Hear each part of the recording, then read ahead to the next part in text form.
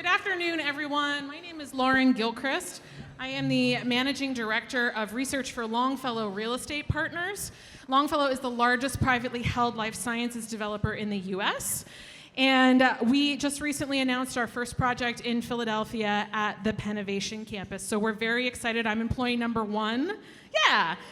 Hey, employee number one, but hopefully not for too long. So we get to kick off the afternoon with the real estate section of the program, which I'm very excited about. And I know we've got a lot of real estate folks here in the room today with us. So I'm just going to ask this panel, who are some of my favorite people in Philly and in life sciences and beyond, to just briefly introduce themselves, like 15-second introductions so everybody knows kind of who's up here with me today. So Ian, do you want to start?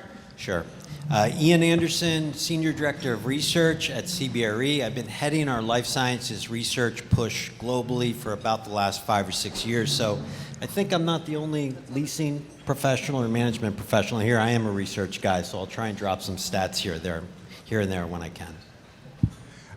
Good afternoon, everybody. Travis McCready. I head the life sciences practice for JLL in the Americas and also chair our global life sciences board, if you will. Great to meet everyone. There's a board now. Ooh, okay, you have to say more about that. Good afternoon, everyone. Clifford Breckner from Collier's Life Sciences Practice Group here in Philadelphia. Thanks, everybody, for coming. I'm Neil Berzaitis with Newmark in our life science and healthcare practice in Philadelphia. That was perfect. Thanks, everyone. 15 seconds. So to kick off today's conversation, I just wanted to frame up Philadelphia a little bit for those who might operate exclusively in this market, to give you a little bit of context, because like Ian, I'm a numbers person, and I've had the privilege of spending some time in a multitude of different markets around the United States now, exclusively focused on life sciences. And one of the things I think that's really important to keep in context for the real estate community specifically is the fact that across the country, the size of the third-party owned and operated lab market is only about 160 million square feet. So for people who are familiar with office in Philadelphia, that's about the size of the Philadelphia office market.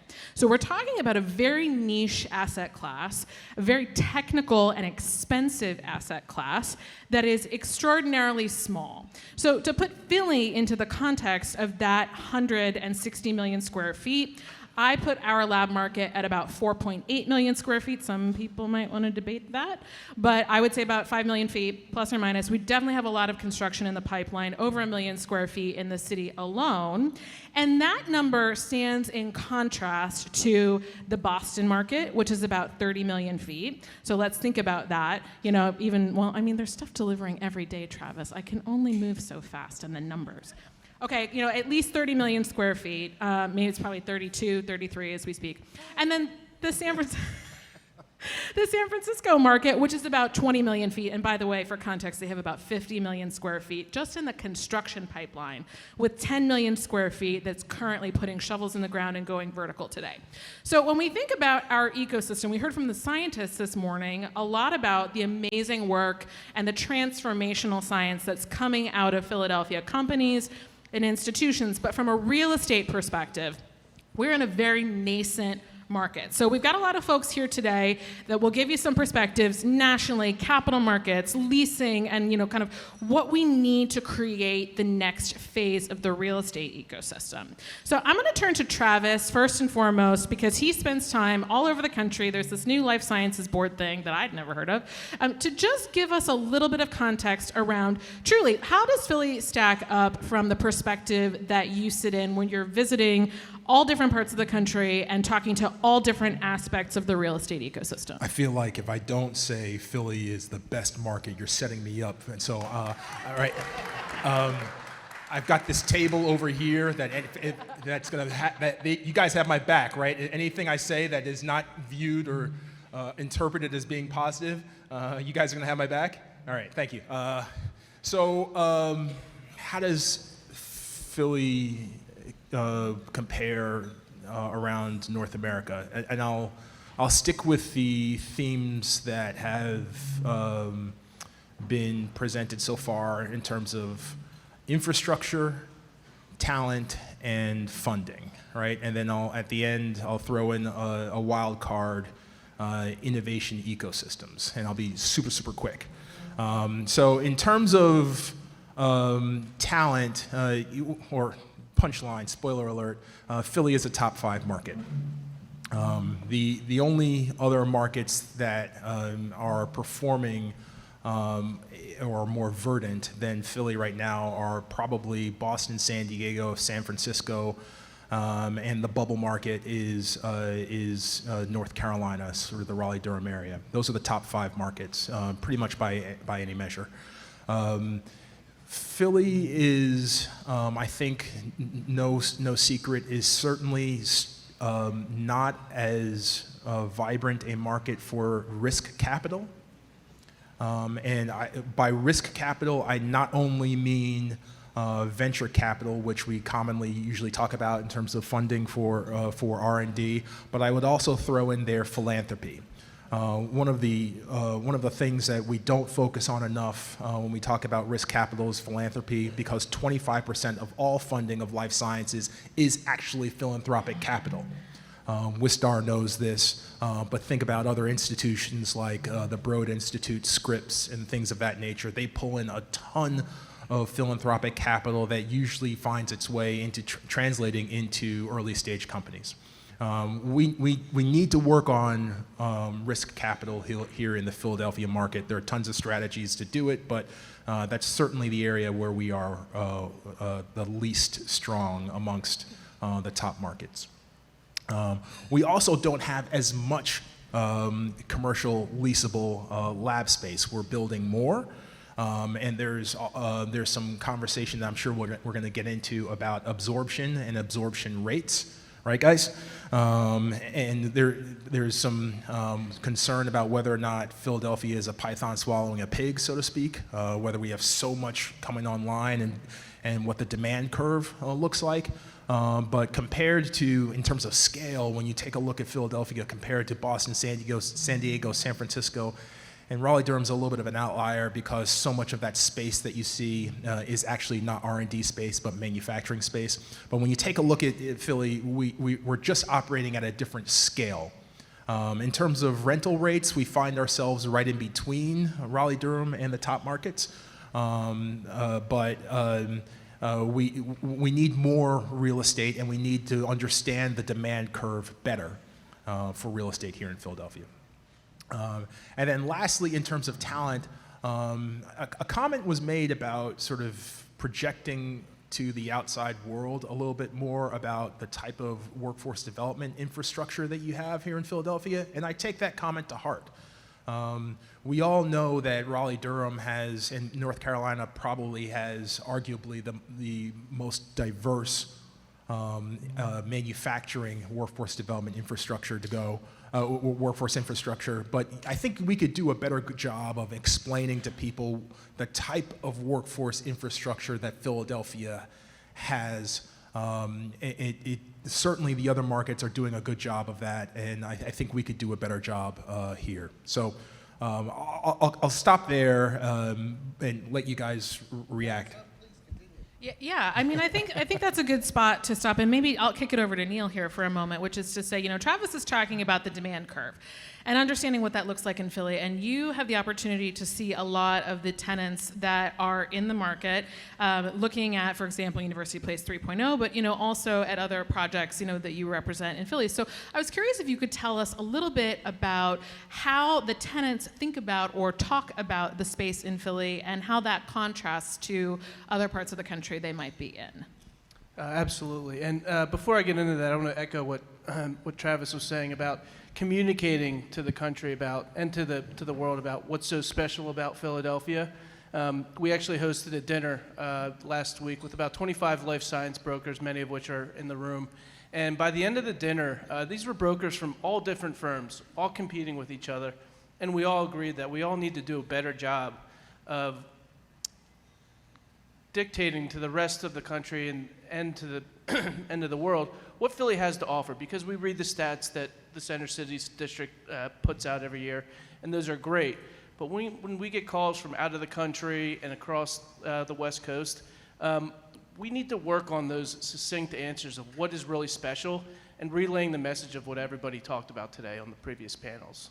But to answer your question, Lauren, in University Place, which is a listing we have at 41st and Market Street, we see the institutional activity has been fantastic, which has been the backbone of University City. It is University City.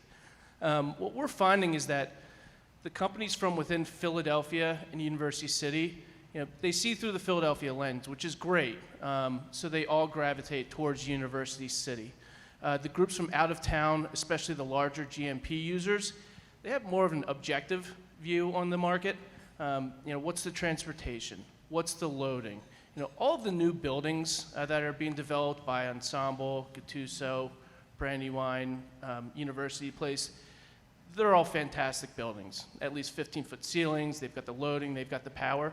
So the out-of-town groups are really looking at location, what's TI, and what's the labor force. Thanks, Neil. I mean, I think that makes a lot of sense. And, Clifford, you and I had the chance to talk a little bit about some of the components of the ecosystem that maybe we need to be thinking about to really fully flesh it out into a world-class, top-tier, not secondary-tier market. So what do you see is missing, and what do other markets have that maybe we need to be thinking about? We are missing CROs, CDMOs, that scaffolding that a lot of the other bioclusters have. Freezer farms, logistics. What else am I missing? Travis is nodding. Good. Travis is like going What through do the you have list in in his Boston head. that we should? No, I mean, you're that Right. entire, industrial they refer to as 3PL. Yep. That entire 3PL infrastructure is critical and is, I don't want to use the word soft here, but can be strengthened here. That entire layer, you're spot on.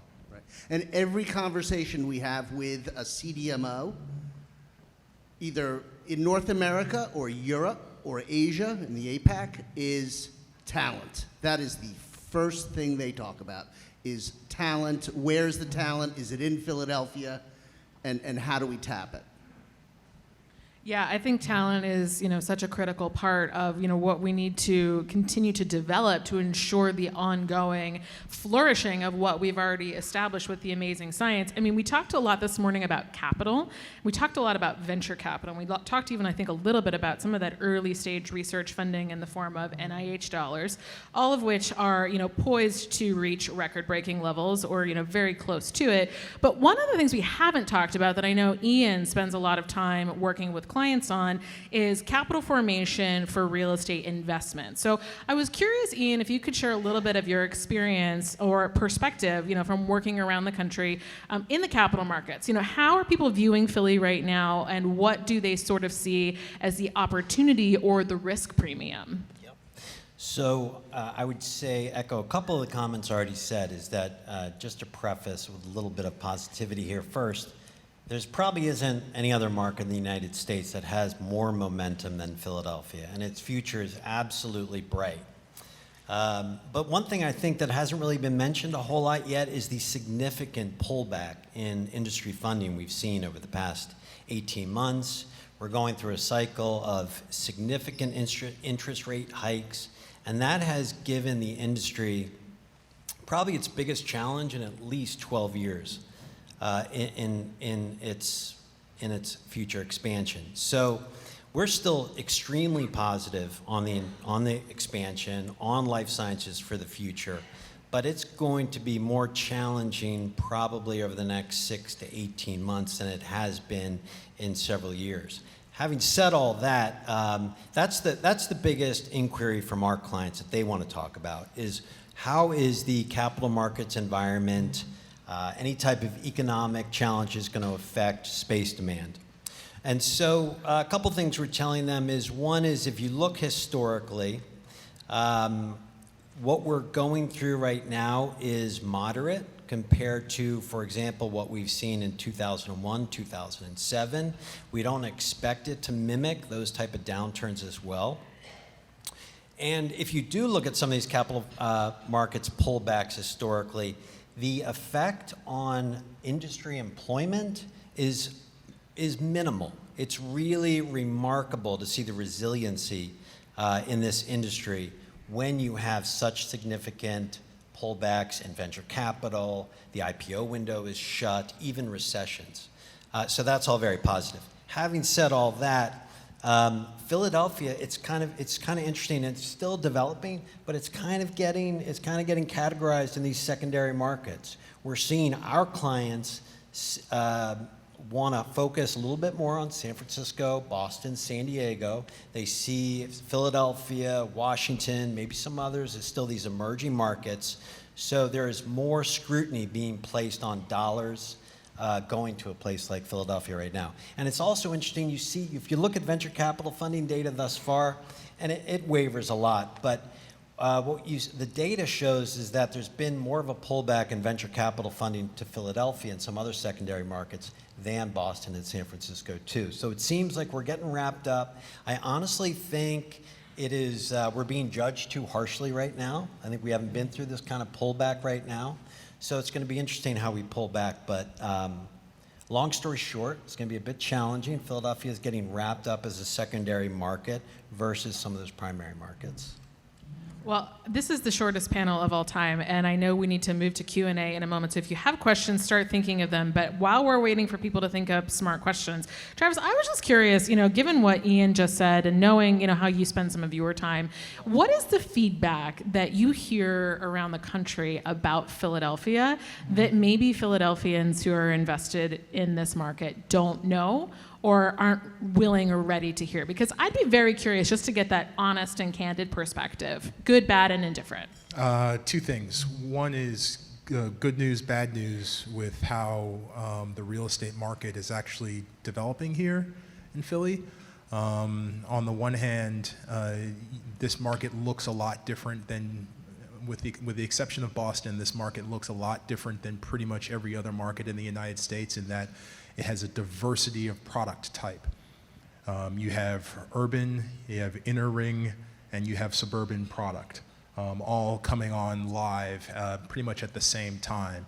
And that's both attractive in terms of the diversity of product, but also scary for those folks who are looking for a vibrant inner city lab space experience. It's still emerging here. The second thing people talk a lot about is has nothing to do with the life sciences and is all state of the city stuff. Folks are concerned with what cities look like today. Seattle's downtown and San Francisco's downtown. They've got some problems. The life sciences companies are being very vocal about that. And Philadelphia falls into that category as well.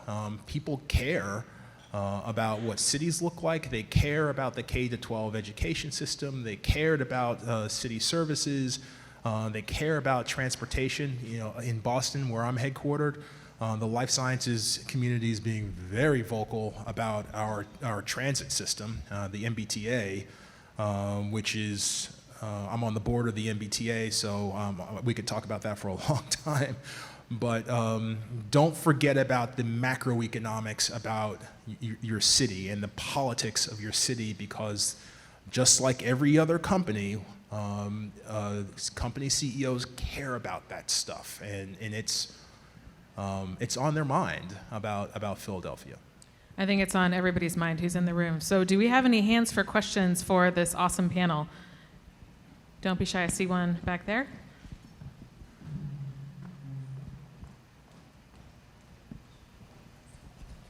Hi, Rich Pepe with Gerflor USA. Travis, you mentioned the city, just the part of San Francisco, Boston, Philadelphia. I live in Boston, I cover New York, Boston, and anything with 4 walls and a roof, they're converting to life science space because of the demand. Is that where you hope to be in some years in Philadelphia? Is the space not available here? Just curious about the Philadelphia market compared to, and I know Boston is not an equal comparison. I think we would all agree, and we were talking about this a little bit at the table, that not all life sciences space is being developed equally. And I do not wish upon the Philadelphia market for every space to start getting converted to lab space, because I worry about the health of the herd. And we're certainly as you know, we're experiencing that in Boston, that there's some space that has not been converted properly. It's really trash. Continue to build quality space, and don't rush to just bringing anything online. And just to follow up with Travis's comment, we saw quite a bit of the conversion studies being done about 2 years ago, right when COVID broke out, of a lot of the office buildings with over 100,000 square feet of vacancy. The two that did the best were Curtis and 401 North Broad. They did a fantastic job, and they've been successful. But our Boston team, as Travis knows, they say, similar to what you said, any empty 7-Eleven is being looked at to be converted to lab space. So we've seen the conversion studies slow down. There may be one or two, pre-war buildings, with 15-foot ceilings that could convert some space, but especially in Center City, we don't see much more.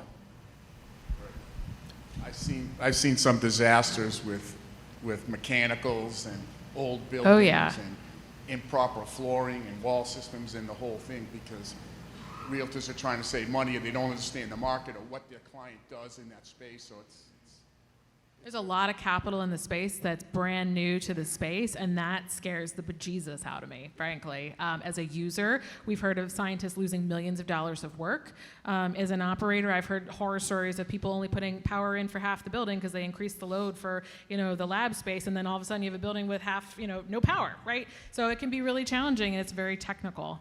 I hear there's a new program on HGTV called Flip This Lab. I know some of those people. They're going to be the first guests. Who else?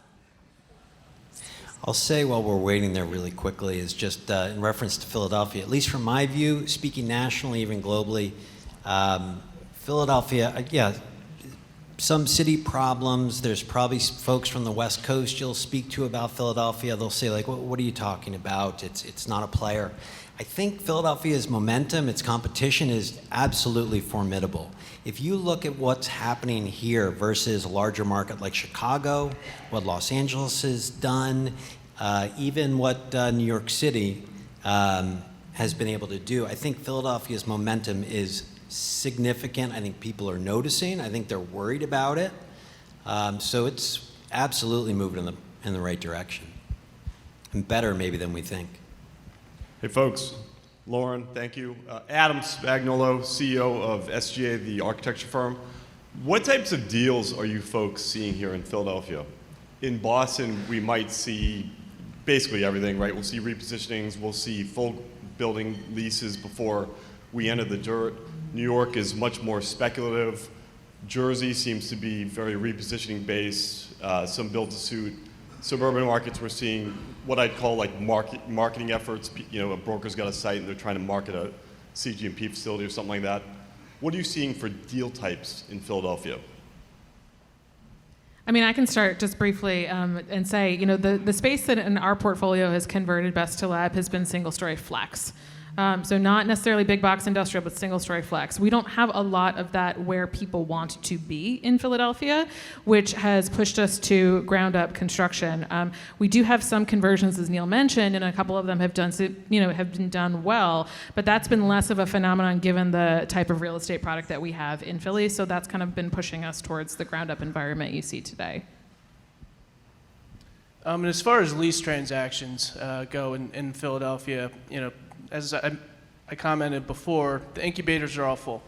So the graduate spaces that are being built from 3,000 to 7,000 square feet are filling up pretty much in design and build phase. And then from there, the transactions, the larger we've seen, like Biomeme at 50,000 square feet, One U City Square with Wexford is probably the best example, is all those deals are between 15 and 90,000 square feet. So the new builds, the 30,000 square foot floor plates, you're typically seeing the first few deals at 30,000 square feet, a full floor, and then the landlord's willing to break up those floors on a case-by-case basis. Other questions? I'm seeing one more hand. Hi. I don't have the microphone for you, though, so you're going to have to wait a second, unfortunately. Hi, Vlad Walko again. Over the last couple of years, I've talked to a lot of companies from Korea and Japan and China that feel that they kind of missed the boat in Boston and San Francisco, and they're kind of looking for a place that they might call home. And I was just wondering, it seems to me like it's really low-hanging fruit. Do you have any business development efforts that you're carrying on in some of those countries and some of the, even Scotland, England, places that want to come to the U.S.? Especially right now with, I've noted a real switch with companies that want to bring back products that they were outsourcing, offshoring, and so creating demand here in the U.S. for expansion. So. Yes. So Vlad, we at Colliers developed a marketing deck in Mandarin and marketed that to all the CROs and CDMOs in Asia. So we just recently did that. We haven't had a lot of responses yet, but we expect to be at their front door and speaking in their language and getting a chance to talk about Philadelphia. There might be a real opportunity here. I think the thing that benefits Philadelphia and some of these secondary markets and not as much Boston or San Francisco is the fact that many of these companies have their headquarters back in their home country. And so they don't need to necessarily be in Boston. They don't need to be in San Francisco. It's better just to get entry into the U.S. market through some of these secondary markets that are well located also. So there's good momentum there. I'll say this. The fun, interesting, and wonderful thing about the life sciences market today and why it's so exciting for all of us to be together and why it's so exciting for patients is that the entire enterprise in terms of research and development, and the entire life sciences enterprise is being democratized. It's no longer just about Boston competing against Philly, competing against this, or competing. We're at this point in the life sciences sector where multiple different geographies can be vibrant and successful without having to compete against one another. And so the question then becomes not about do you go to Boston or do you go to Philadelphia? The question becomes, what kind of consumer are you talking to? What do they want? What type of community do they want? What type of infrastructure do they want? What type of social network do they want? Do you have a vibrant Korean community? Do you have a vibrant Southeast Asian community? What type of consumer are you talking to? Right? And then what we can do is then fill in the blank, right? By providing companies from South Korea, India, Australia with the best community that maps to where they are in their clinical development, where they're at in their scientific development, what type of employee that they'd like to have, what type of social infrastructure that they want to have. And you know what? Philly's going to win one, and Salt Lake City might win the next one. It really depends, and it is not a zero-sum game. And I think for Philadelphia, what I find is most exciting, and the momentum you're talking about is Philadelphia is developing a voice that is very unique, and an infrastructure and a community and a culture which is very unique and very saleable in that conversation. It doesn't have to be Boston. It doesn't have to be Sorrento Valley. It doesn't need to be San Francisco. You have a voice, a culture, and an identity which is unique and saleable, which makes that conversation really, really easy. Well, that's a great note to end on. Travis, I think you bring us around to the point that we are all economic developers in this space, this ecosystem, and this community. So thank you so much, everyone, for your kind questions. How about a round of applause for the panelists?